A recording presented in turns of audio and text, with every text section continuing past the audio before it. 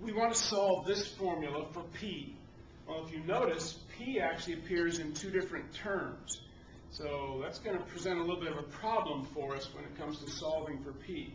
But the first thing that we need to handle is we need to handle the fact that it's an equation that has a fraction. So I'm going to get rid of that fraction by multiplying both sides by PR.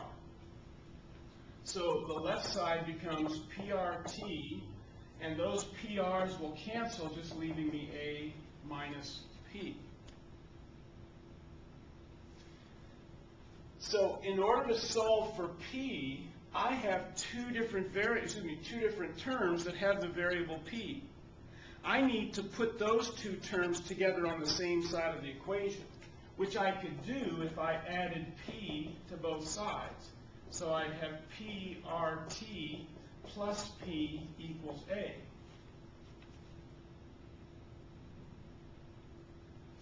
And now, what is this telling me? Well, it's telling me that I have a binomial, both of which have P as a factor. So couldn't I divide that P out of both of those terms? PRT divided by P would leave me RT. Plus P divided by P is plus 1. And now, to isolate P, I can simply divide both sides by the binomial RT plus 1.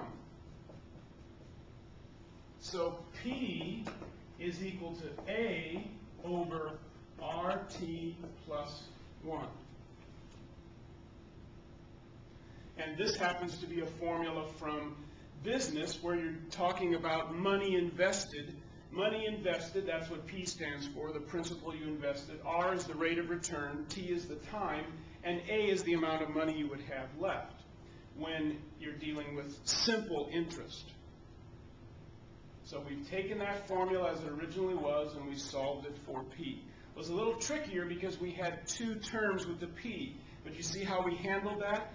We brought those two terms together, factored the P out so that we were then be able to divide by that binomial to completely isolate P.